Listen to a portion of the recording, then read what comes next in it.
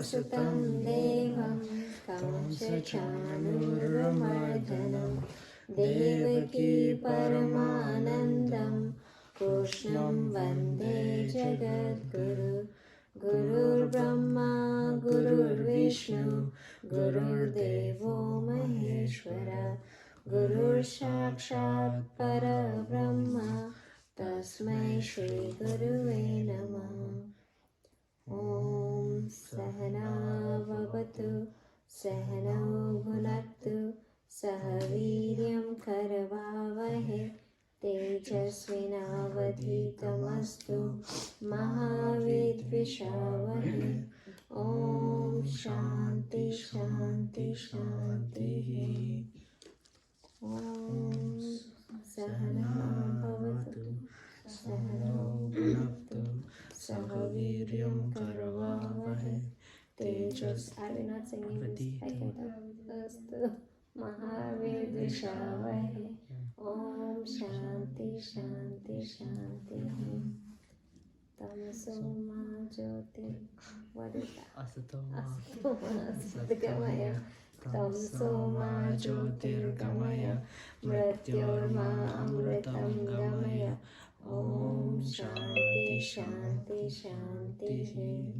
Om Purnamada Purnamidam Purnat Purnamadachyate Purnasya Purnamadaya Purnameva Vashishyate.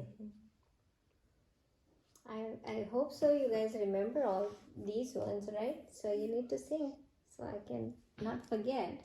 I'm forgetting things. Hey, you guys all know today is 9/11, right?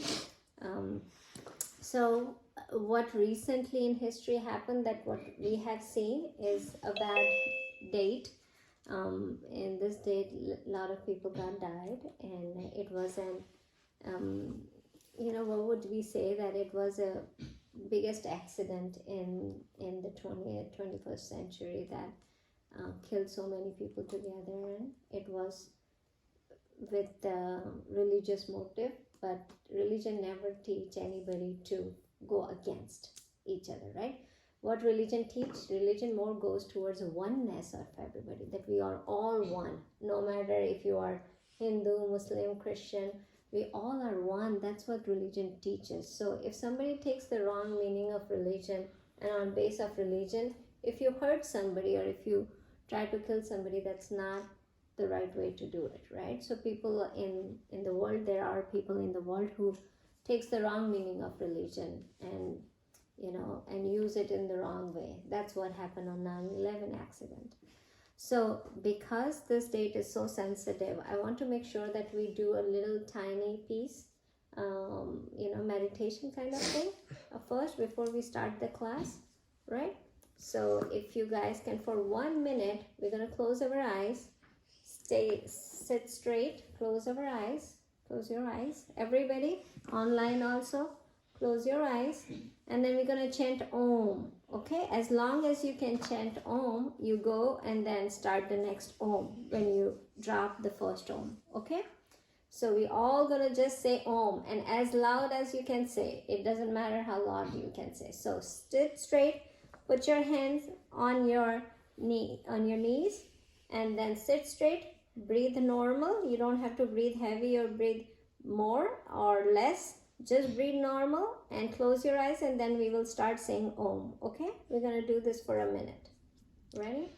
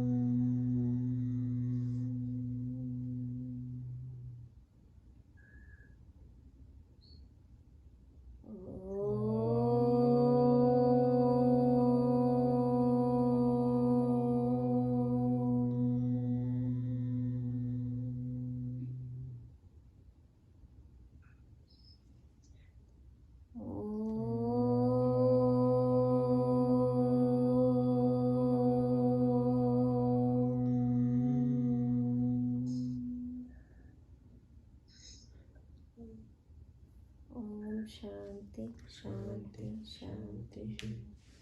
Peace to everybody.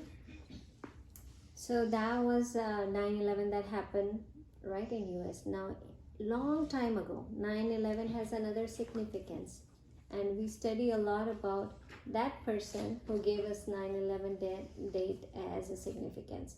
Now, this was in which year? 18? 2011. That was 2001 was the significance for right. We are going way back in the history. There is another significance of 9/11. 18, 20, 40, 1850, 1893. 93? 9/11, Vivekananda Swami came to US and he gave his speech, the first speech in the religion of in the Parliament for Religion in Chicago. Do you remember that we talk about Swami Vivekananda in one of our class? Right? He came to Chicago. He came from India, and he was the first one who explained Hinduism in USA. And he talked about oneness of everybody, like all religion. He says that we as a Hindu, he thinks that all the religion are different kind of streams that goes in the river, and that river there are different paths to reach God. It's not just one path. Hindu might do differently, Muslim might do differently, Christianity do differently, but the goal is same, right? So that's what he described, he explained, and that is also a big significant date for our Hindu religion, that Vivekananda Swami came to US, and then he gave all, he spread Hinduism everywhere, right? So he's been known for that.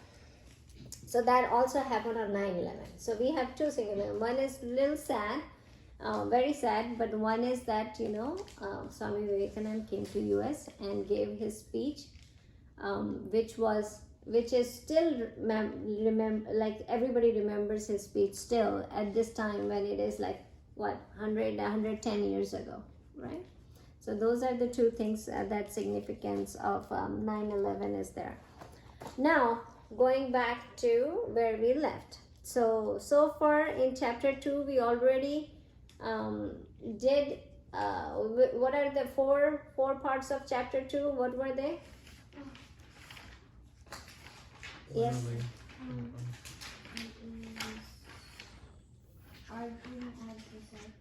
Arjuna's disciple, we did that. What are we? We did that. Spiritual practice, when he talked about Karma Yoga, right? And what now? So 3 of them we did revision. Now the 4th one. What is the 4th one? Difference. Yeah, difference. Yeah, see, I got it. Difference between? What did you say? Enlightened and unenlightened. Yes, difference between enlightened and enlightened person. So now Arjun asked at this time, he says, tell me, what is the characteristic of this guy, Sthita Prajna? That's what the word he used. And Sthita Prajna is, what does Sthita Prajna mean? Stability and wisdom. So what are the characteristics of this guy who is stabilized? It's not the right mark. Oh, I already did Om with this. No, you didn't. Okay. Did you? No. You didn't. This is the one. No, it's the orange one. This one? It has to say Expo. Expo. Okay, so then, Should I so turn he on the said, light? lighter? Should I turn on the light? Yeah, lighter. So then he says, what are the characteristics of this Sthita Prajna guy, right? Sthita Prajna means who is stabilized in the wisdom.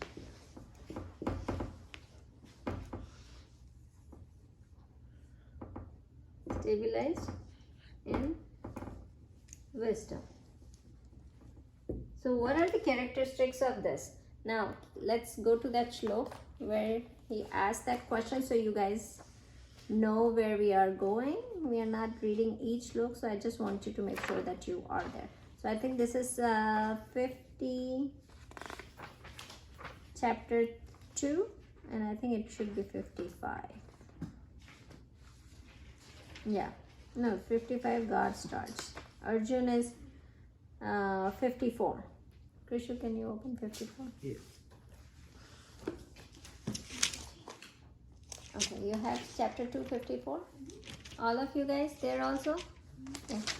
How do you spell the word? Sthitaprajna is STHITAPRA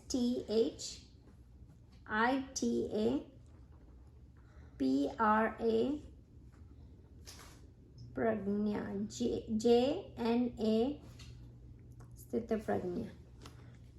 Got it? Okay. What is it? What chapter? It's chapter 2, shlok number 54. You all have it in your hand? Can we recite it? Okay. You guys are ready? You have it? 54. Yep. Okay, let's start. Arjunuvacha Sthitapragnasya ka bhasha Samadhistasya Keshava Sthitadi kim prabhasheta Kimasita vrajeta kim. So what he is asking, that this Sthitaprajna guy who is stabilized in the wisdom, right, who is not just knowledgeable of the wisdom, who doesn't just know that, okay, we are this consciousness, we are not this body, mind and intellect, we don't, we don't die, we are not born, die. So this person doesn't just have an understanding, he has the realization of the knowledge, right? So that guy, and he's stabilized in that knowledge, means every time he has this knowledge. For us, when we come to Gita class or even I have to teach it, that knowledge comes to me, right? But in the regular life, that knowledge doesn't stay with us all the time, right? Whenever we do action, does this knowledge stay with us? It doesn't, right? So this guy, it's stabilized. This knowledge is stabilized in it. So Arjun is asking, what is this person looks like, right? What does he do? What is the characteristic? When he is in samadhi. Samadhi means when he is observed in this knowledge, when he is absorbed in this knowledge, how does he look? How does he behave? And then he asks, how does he sit? How does he speak? And how does he walk? So he's asking about, tell me all about this guy. Like, if I get enlightened, this is the definition of enlightened person, right? Who is stabilized in the wisdom. So tell me about this enlightened person. How does he behave when he is engaged in this?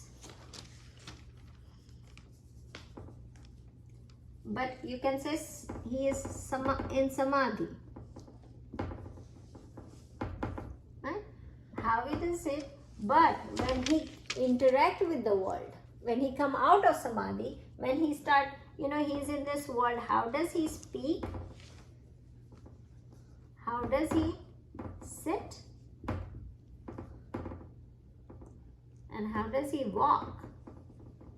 He is asking that which style does he sit? Does he sit on a chair or a table, or does he speak English or Hindi? Is he asking that question? Is Arjun asking that kind of question to Krishna Bhagwan? Yes, Sia. What does the first one say? It says when he is engaged in samadhi or observed in God, right? Or when he is in enlightened state. Yeah. Oh, I thought you were asking.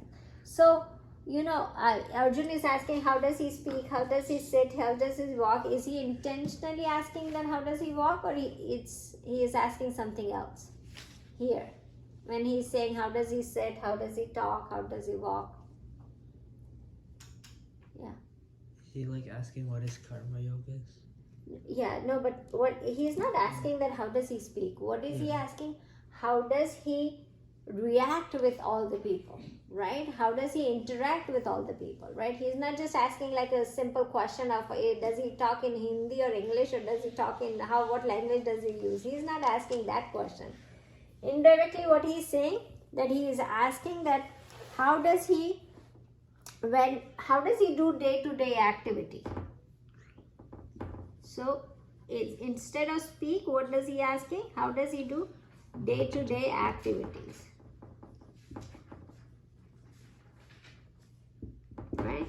How does he sit means how does he withdraw himself from the world. So how does he sit down? Like withdraw himself from this worldly thing.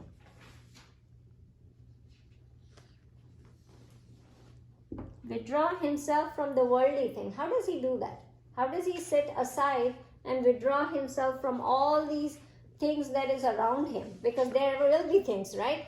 When you get enlightened, the things will not go away. The world will not go away. The world will be there. You know, the house, the clothes, the friends, everybody will be there, right? So how does he withdraw himself out of this world?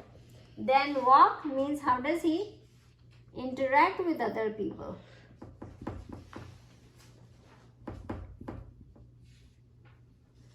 Interact with others, right? So he asked 4 questions to Krishna Bhagwan here. He says, first of all, tell me how does he feel when he is in samadhi, right? Then he said, how does he speak? How does he sit? How does he walk? So these are the 4 questions that Arjuna asked in this guy. Now, from slok number 55 to 72, Krishna Bhagavan talks about only this guy who is stabilized in the wisdom, right? About his characteristics, what should we do, what should we are looking forward when we become enlightened, or what activity we should be doing, right? Yes. What does it say for a walk? Walk, it says interact with others, right? So this was the main question that he asked. Now, you know, it looks like the question is like, if there is somebody, somebody is jump in the water to save somebody who is drowning, right? So when somebody jumps in the water to save somebody who is drowning, so when he goes and pull that guy up from, come up from the water, how does he behave after that, right? So when he is in samadhi, when he is in the water, that's how he is inside the water. And when he comes out, how does he talk, how does he walk, and how does he sit? So that's how the scenario, if you look at that. So enlightenment is like when this guy gets into the enlightenment means he's in the water. What are their characteristics when he's inside the water? And when he come outside, how does he behave with everybody else? Yeah. Karna? Are we on slok of chapter 4, slok 15? I know we are, but we are just revising until what we did so far, because we had a big gap, right?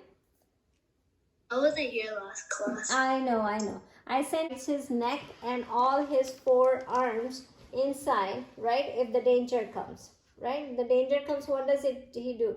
He takes he withdraw his arms and his neck from the world, right? If the danger comes. That was Turtle do.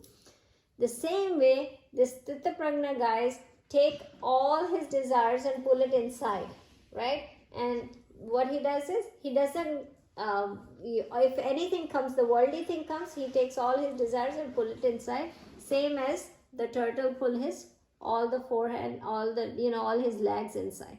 So that's what he explained. So he can, from all the sides, whenever the desired object comes around him, he pulls it away, right? He doesn't get attracted to those objects that he is desired of, right?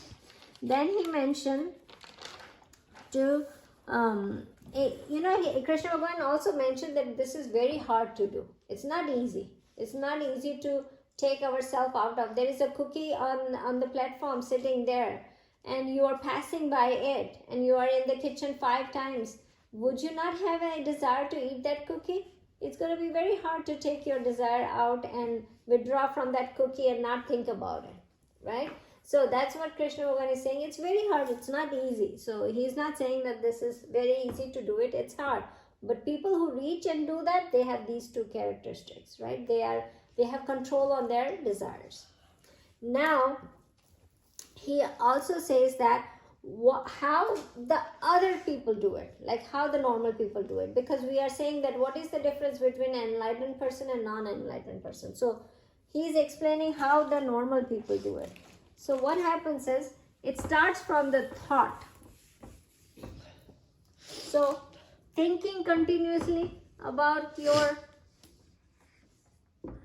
thinking continuously about your object, any object. Let's say, like, give an example of a cookie, right? We keep thinking about a cookie because I love that cookie, right? So we keep thinking about it. What does it arises? It arises a desire to eat it. So desire arises, right? Because we are thinking about it, now we want to get it. Now, as soon as any desires arise, what happens? It results in two forms. Either you don't get the cookie. If you don't get the cookie, what happens? What happens if you don't get the cookie? You will be sad or you will be angry, right? Something like that, right? Or if you get the cookie, what's going to happen is greed comes, right? Greed comes. Then now you want to have more because it's so delicious, right? So when the desire is fulfilled, greed arises, but when the desire is not fulfilled, what happens? Anger comes, right? Now when anger arises, then what happens? It gives delusion. So we get delusions because anger doesn't let us think properly. It always deludes you according to anger and greed both, you know. It's going to talk about whether you should be doing this or doing that, and it's not going to let you take a good decision, right? You delude, then what happens? Confusion of memory happens. Wait, is there something else for greed? Or is it like both? Both like anger together. and greed cause delusion? So delusion arises, all these are arises. And then confusion of memory happens, means you're gonna start thinking wrong things. A lot of confusion will start and you will be like whether this is right or that is right. You're gonna get deluded on this. And then confusion of memory will be you will lose your intellect. And we lose your intellect, then what happens? No peace. And without peace, no happiness.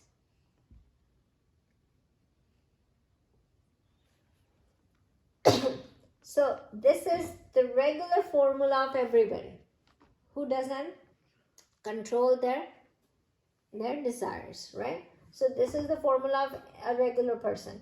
We're gonna keep thinking about the object. Now let's say I think about, like Sia has to be my friend, right? Sia is my object at this moment, right? Now what happened is, object is every other thing other than us, right? Everybody is object to me. You might think bad that why are you saying me object? I'm a human being. Don't say me object. But for me, if you look at it, you are an object, right? You are an object that is there, that I can, that you can be in my desire. So if I'm thinking about Sia being my friend, then I'm going to keep thinking about Sia is going to have to be my friend. That my desire comes, right? Then if Sia says, no, I'm not going to be your friend, what's going to happen is, I'm going to be angry. Or if Sia becomes my friend, then I'm like, oh, I want to spend a lot of time with her. Now every time she should be, or I should go to her house, or she should come to my house all the time. Why is she not coming? I'm going to start getting greedy here. Vishu, ye band hone wala beta. And then what's going to happen is, that not going to let me think properly. Then what's going to happen is, I will be deluded. I'm like, every time either I'm angry or I am like thinking about Sia all the time, and like, how can I go to her house, or how can she comes to my house, and how can we play together, and how things can happen. And that's going to cause confusion in my memory. I will lose my intellect. How will I lose my intellect? That I'm going to keep thinking about, and if she goes to somebody else's house and play, then I'm going to be very jealous that she did not come to my house and she went to her house and she did not call me, and this thing happens right here. I lose my intellect, because as an intelligent person, I should not be worried about it, right? But I become worried because of my desire here, right? To become friends with her. Then what happened? My intellect loses, and then I'm not in peace. I'm very sad. I'm very not happy. So no peace, then no happiness comes. right? So everything what we do is according to this. I give you an example of an object like a cookie and a person. But anything in the world goes like this all the time, right? So this is what a normal person gonna keep doing, right? Now, what happened is, but if a self-controlled person is there, right? If it is a self-controlled person who has a knowledge, they are free from likes and dislikes, right? So Krishna Bhagavan says that this person, the enlightened person, I always put G in the front and then I realize.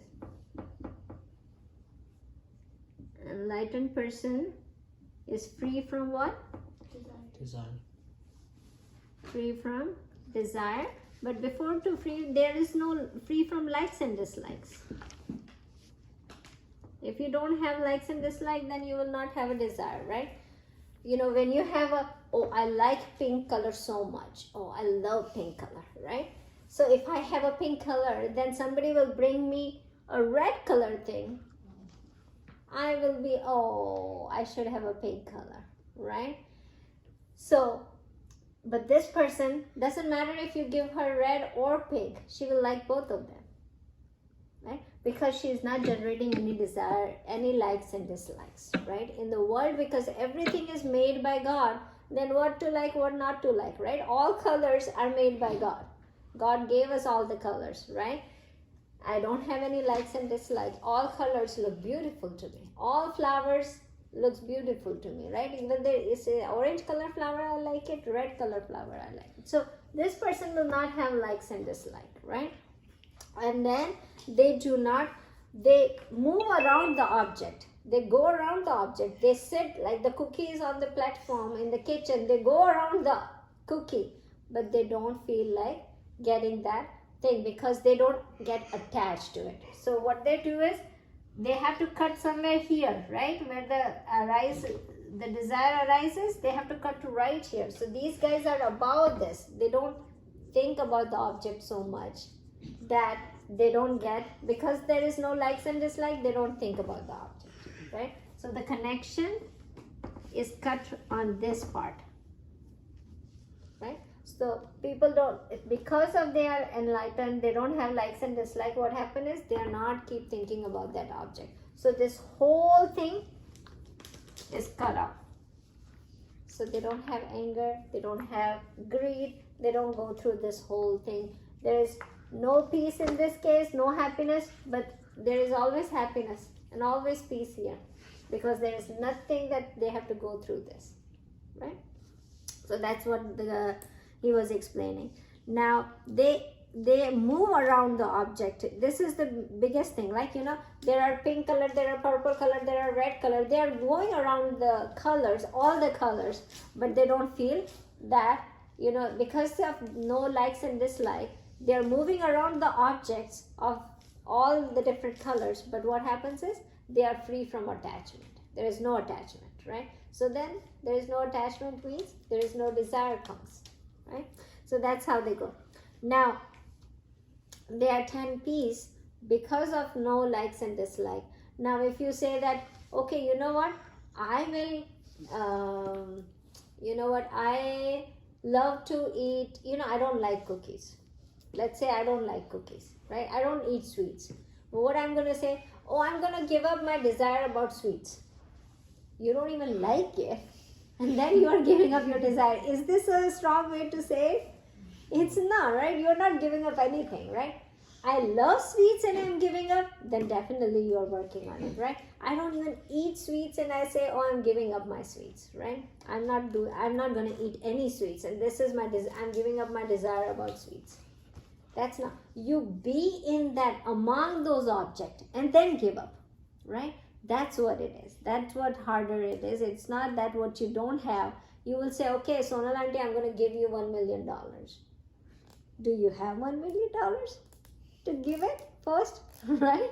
Then you will, so, you know, you are saying it, but you are not going to give it. That's what it is. So God is saying that first you can give your desire of only things that you are desired of, right?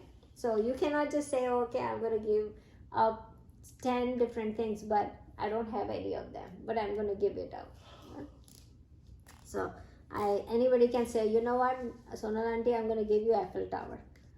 Do you have Eiffel Tower in your possession that you're going to give it to me? So that's how it is, right? So you have to have that in your possession. So you move among those objects and still you don't get craving of having that object.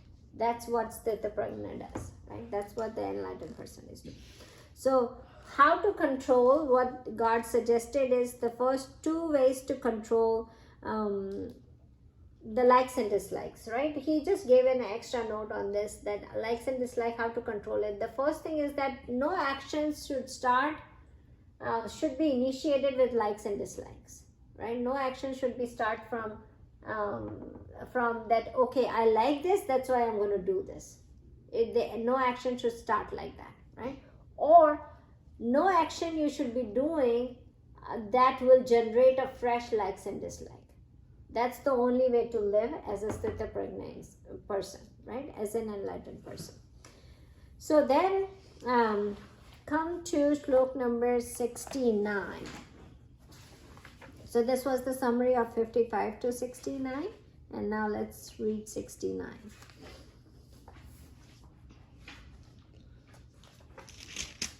This is again the one kind of paradoxical deep understanding slok, right? Like we did that real is exist, non-real doesn't exist, real exists. You remember that slok? Kishu band ho gaya. Yeah.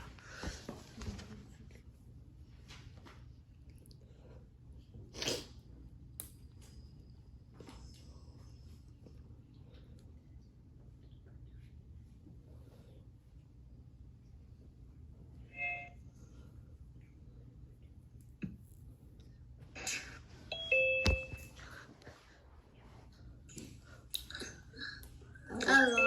Hi. Okay. Everybody is back. Yes.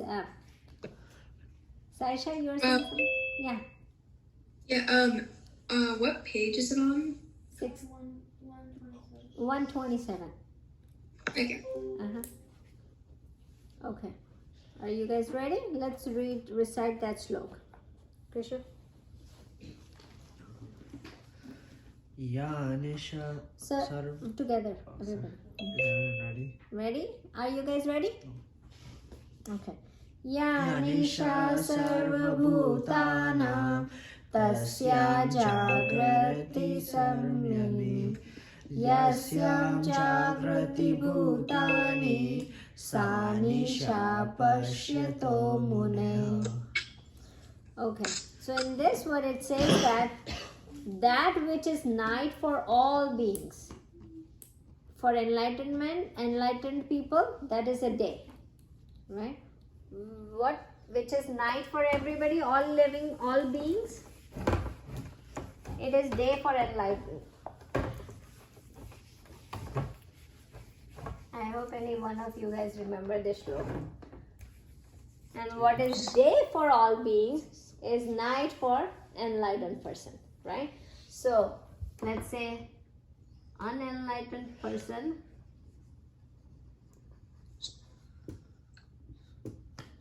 day for this person is night for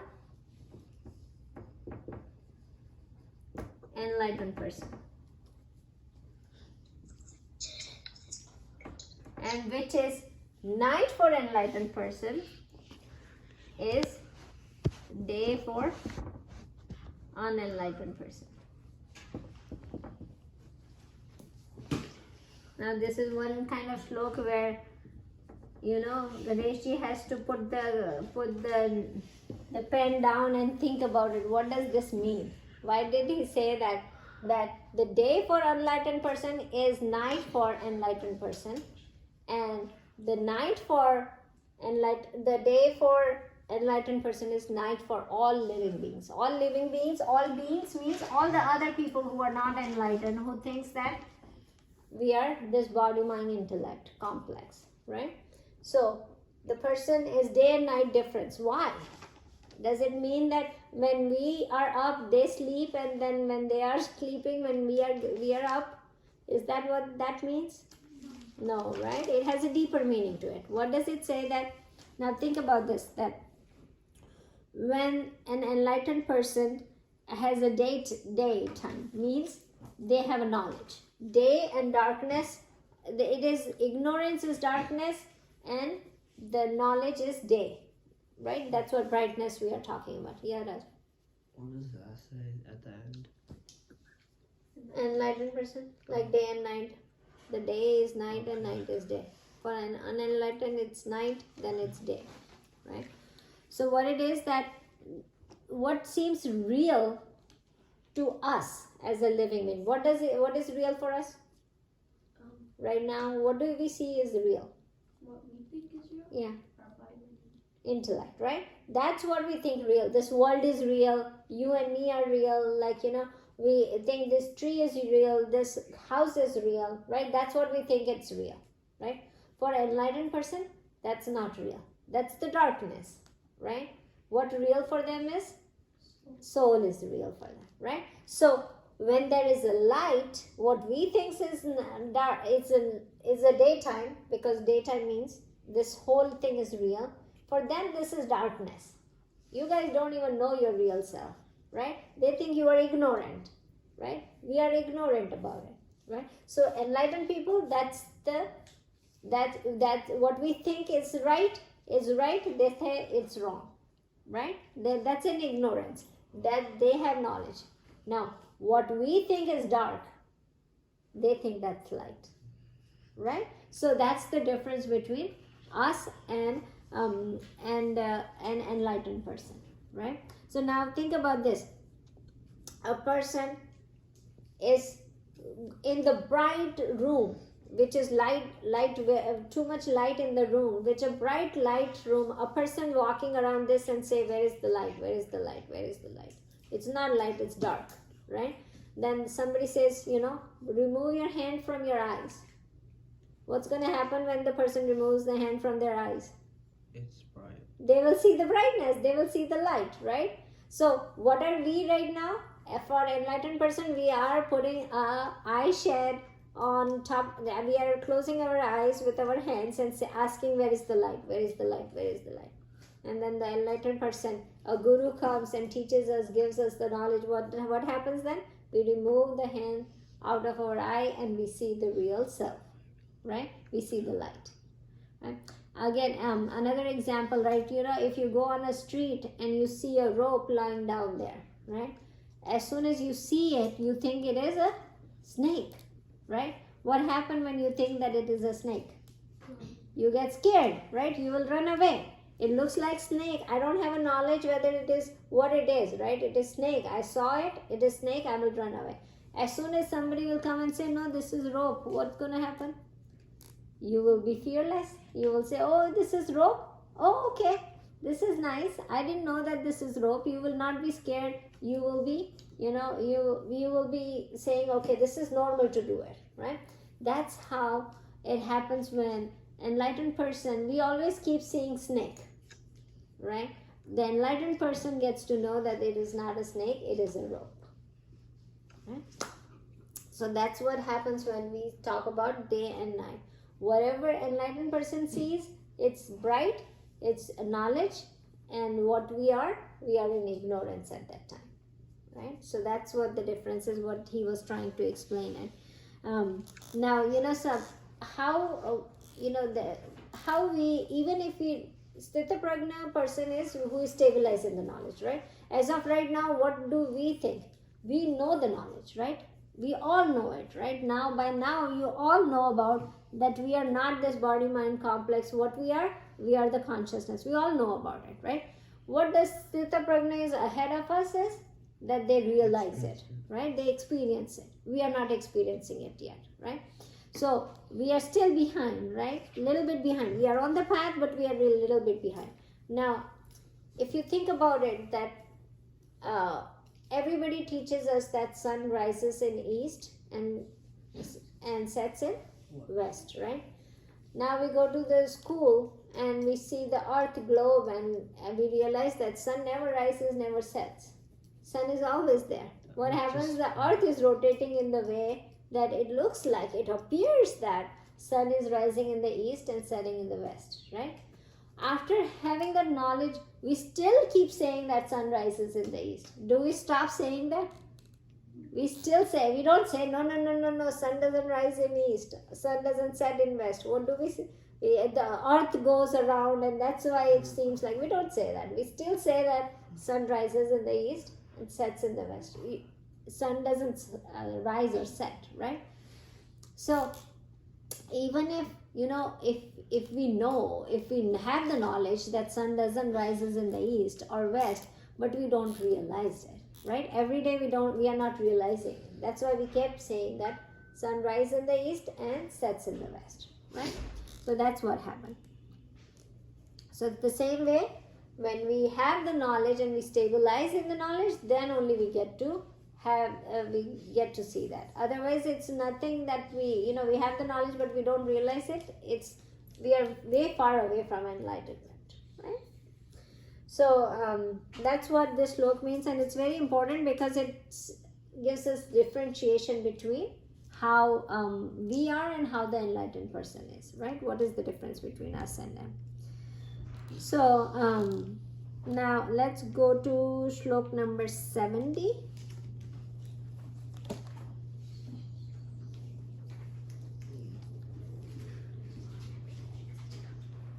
Let's recite this slok.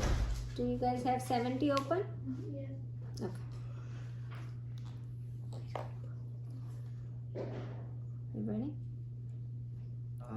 Puryamanam achalam pratishtam samudramapa pravishanti yadvat tadvat kamaya pravishanti sarve sa shanti manopinakam kami.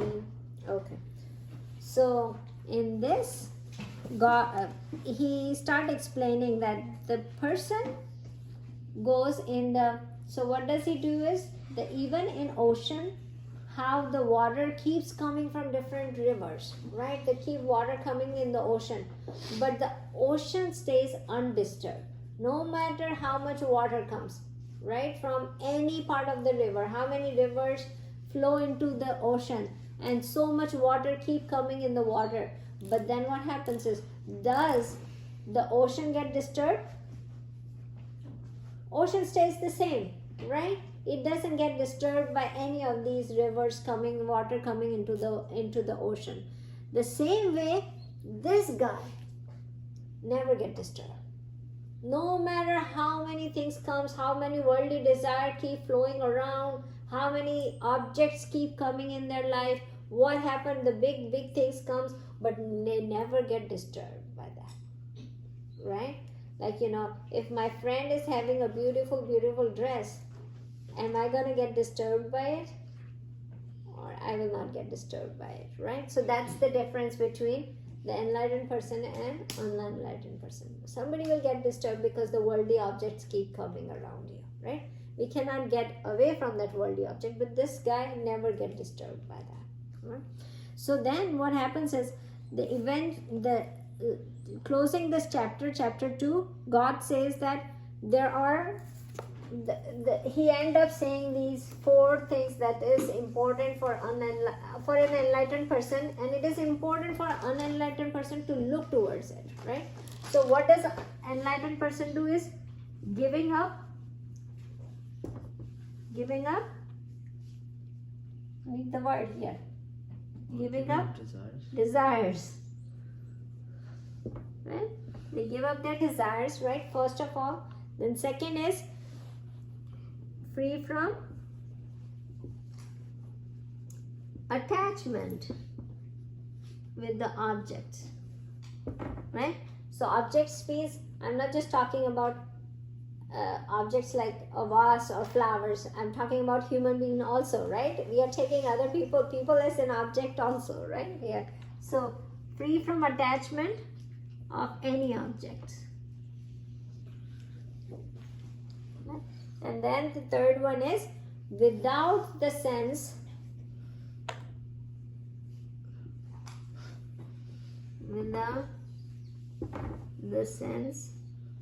of little I or mine.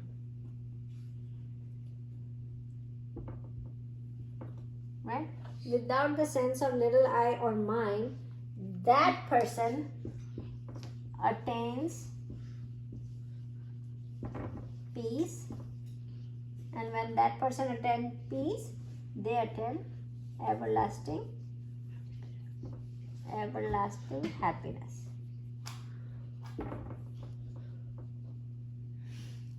That's where Krishna Bhagavan closes chapter 2 by giving the characteristics of what we need to do to get to the enlightened person, to become an enlightened person, right? Can you repeat the Yeah. last those two Okay. last two? So first is given up the desire. The second is free from attachment of the objects, right? Then the third one is without the sense of I and mine, right? So we are not having a sense of this is me and mine. We are having as oneness, that everything is of everybody, right? We are thinking about the knowledge of being everybody is made up of Brahman and consciousness, and that attains peace, and that gives everlasting happiness, right? So this is where the second chapter ends. Now let's really talk about the third chapter so that we can finish the review of this. So third chapter. What is the name of third chapter? What is it? Karma Yoga. Awesome, guys. Now you know this we did really this we did recently, right before the break. So what is karma? What does karma means? Action. Yoga means, we will take it as a knowledge right now, right? So knowledge of action, that's what we're gonna ask. So first thing, the chapter starts by Arjun asking a question.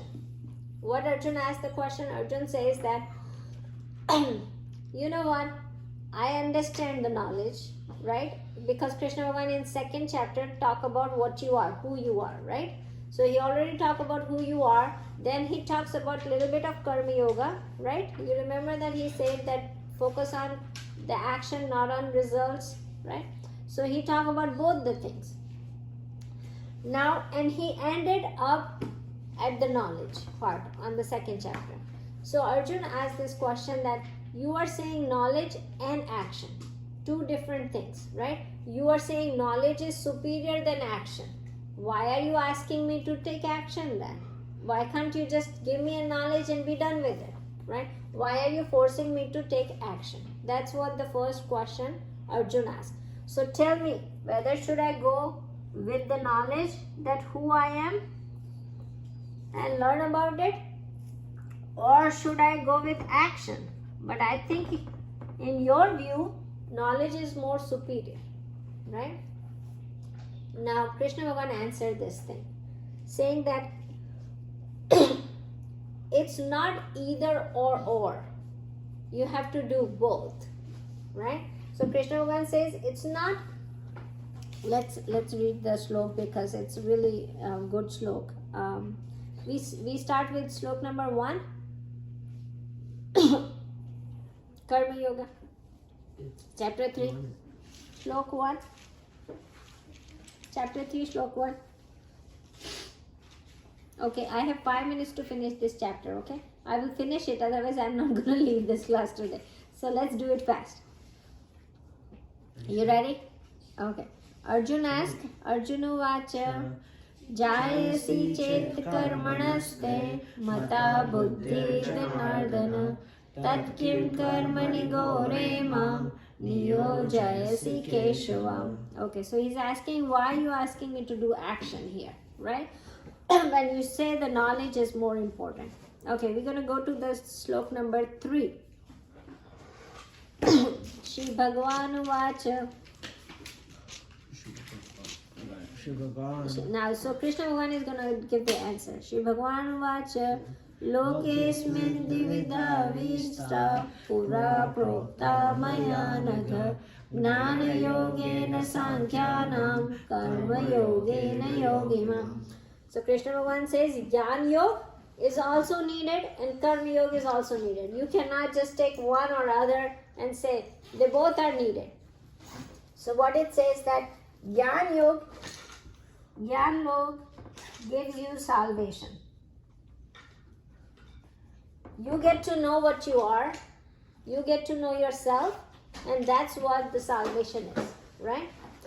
But until you are not ready to get that, you need a prereq. Prereq means you need a pre-courses, right? You need something before that to make yourself ready to get that knowledge. You cannot get that knowledge until you are, what happens? Your mind is purified, you have concentrated mind, then only you can get the knowledge. A teacher can teach you anything, but if you are not ready to get that knowledge, what's going to happen? You won't get it, right? You will not remember anything, right? So what happened is, to make yourself ready, you need to do action, right? The Karma Yoga is important to make yourself ready to get the knowledge, right? So you cannot get the knowledge until you do Karma Yoga. That's what Krishna Bhagavan answers this out. Now, what he says that, you remember that we did that, where is Karma Yoga needed? So what is the problem, solution and method? Do you remember that? Yes. Problem in our spiritual journey, solution for that journey, and what is the method? Let's start from the bottom. We have impure mind. Impure mind is our problem. What is our solution? Purity of mind, simple. What is the method? What method we should use to purify our mind? Karma Yoga. Karma Yoga. Karma Yoga purify your mind. Now we have pure mind. But what's the problem? Concentration. Scattered mind. What did you say? Lack of concentration.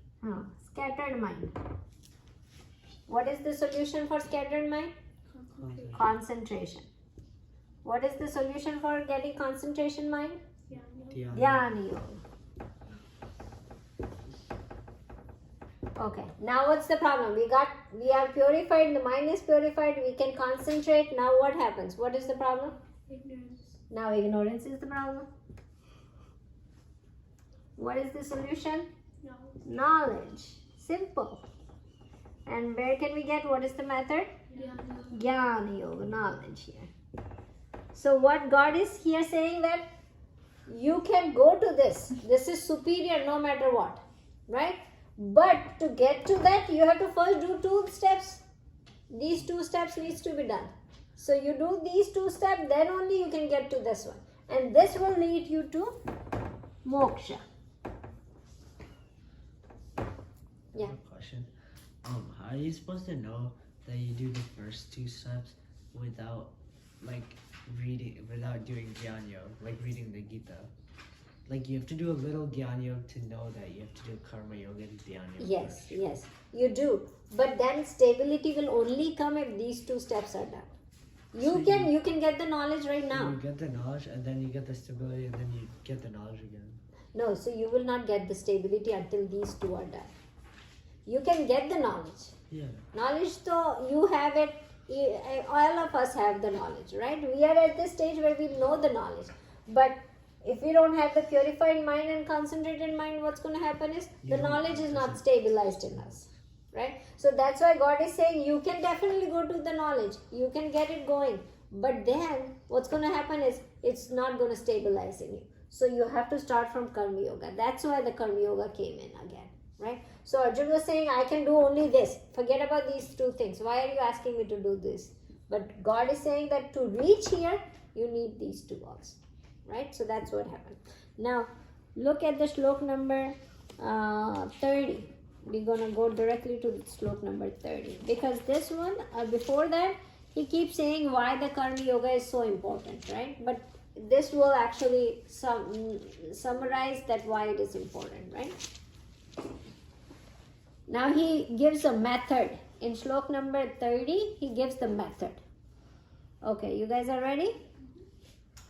Mai sarvani karmani sanyasyadyatma chetasa nirashar nirmamo bhutva yudhyasva vigata jvara.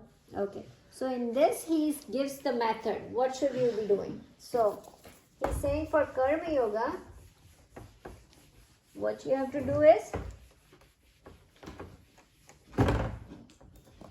you have to, first of all, the karma, whatever you are doing, you have to have a fixed mind on it, right? So mind has to be fixed on the goal.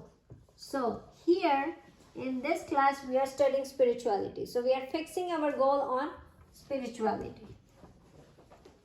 So I am a spiritual seeker. That needs to become.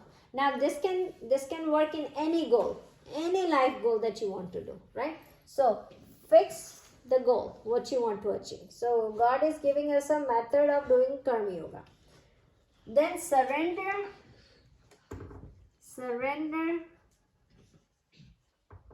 all the work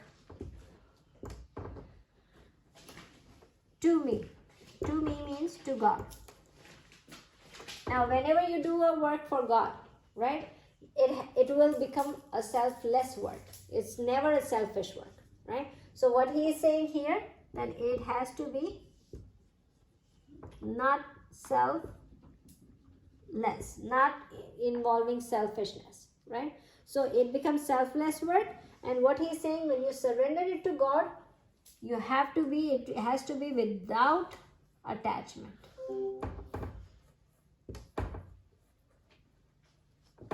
So the work, fix the goal, then it has to be without attachment. Surrender it to him without any attachment. Those are the two things. So the whole, if you put it together, these are the words given by the God. But if we put it together, how does it feel like this?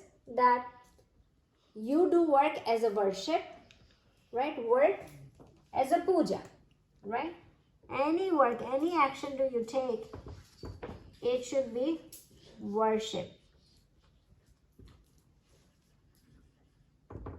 And so we are doing every work as puja, and then result becomes, what does results become then? If work is puja, then results are prasad.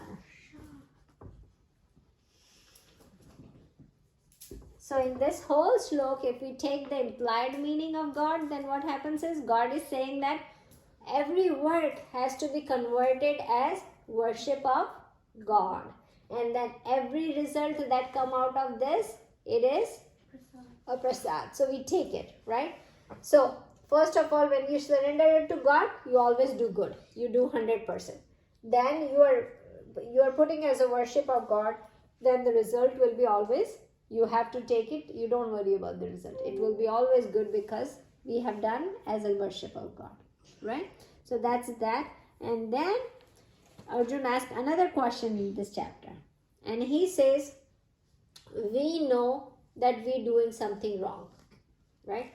Inside us, we know. But we still forced to do those wrong things. Why? Right? We know that eating too much cookie is not good.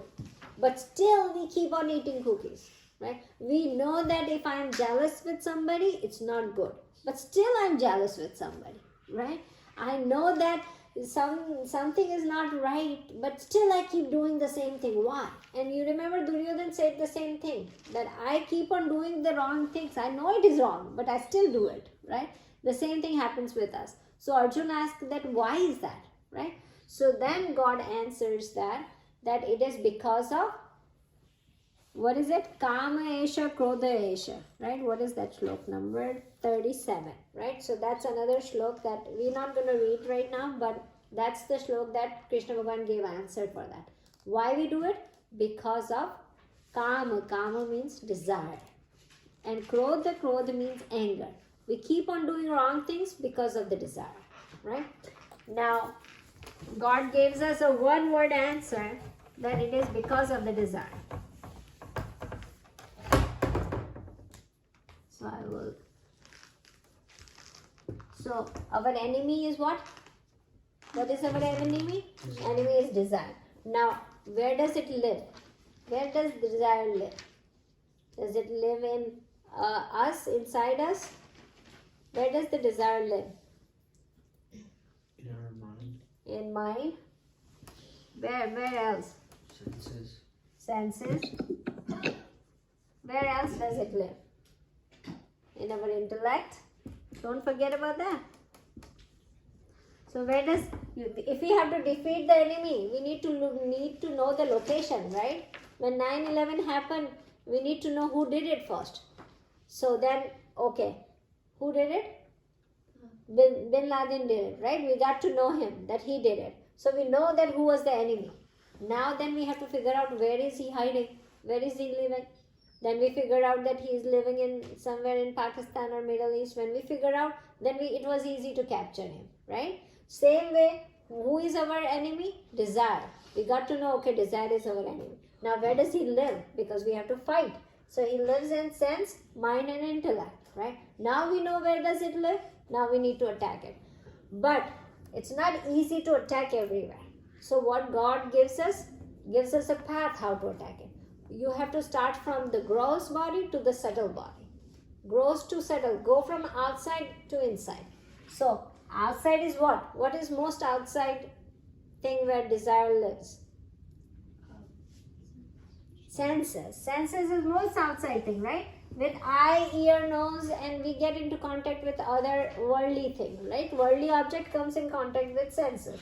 So first we have to start from here, because this is the first place where the desire comes, right?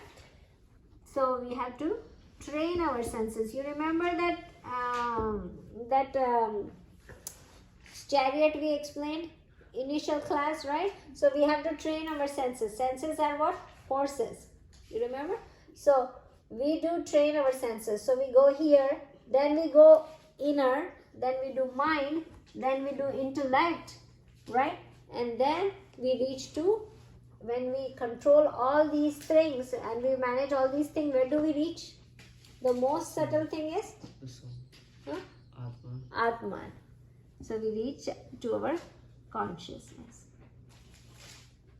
By controlling on these three things, we reach to our goal of getting to understanding that we are none other than consciousness, right? So that's how we defeat the desire, right? So first of all, start from senses. So what happens is, when we are overeating cookies, what happens? What do we need to tell our senses? Stop looking at it. Stop, right? You don't look at it, you don't feel to eat it, right? Stop thinking about it. Don't think about it. You keep thinking about cookie, this is not good for you. Then intellect, make the decision not to eat it, right? So we control these, and then the consciousness, then we reach to the consciousness. So God in the last shlok, this is the last one we're going to read, because it's very important shlok. It is 42, shlok number 42, and then we will release. 42, I think you close your books. So, come on. Indriyani param rahur, indriyebhya param mana, manashastu para buddhir, yomadhir paramastu shra. So it says senses, greater than senses is the mind. Greater than mind is the intellect. And the person who knows greater than the intellect is the one that can get enlightened. Right? So from here to here to here to reach here. That's what our goal is. Right? So that's how you reach it. And you do the karma yoga, doing the worship of God. So every action you take, You take it as worship of God, and then you control your desire by controlling senses first, then mind, then intellect, and then you reach to consciousness. That's what Karma Yoga explains. Got it? Awesome. Okay. So now I know that we were on the 4th chapter, shlok number 15, as Karno said. So what we're going to do is, let's leave the 4th chapter for right now. Just between 1, 2, and 3, do the summary. Between these 2, 3, and you can do either summary of the whole chapter, like, summary of the chapter, or you can see what you learn out of it, right? You can say anything about it. So what's going to happen is, guys, I'm not here for next 3 weeks, so we're not going to have a class. 3. Yeah, this Saturday, starting next Saturday. Sunday. So what we're going to do is, you guys get ready to do your homework in these next 3 weeks. Write a good summary of 7 to 10 minutes of first 3 chapters, and then whenever we're going to have the next class after 3 weeks, you will get a chance to present your summary. Is that good? You guys are ready for that? Okay, so that's about it for right now, and I will see you in 3 weeks. Let's close it. Vasudeva Sutam Devam Kaushachanuramardhanam Devaki Paramanandam Krishnam Vande Jagadguru Guru Brahma Guru Vishnu Guru Devo Maheshwara Guru Sakshat Parabrahma Tasmai Shri Guru Namah. Om Krishna Arpanamastu. Okay, thank you guys for coming.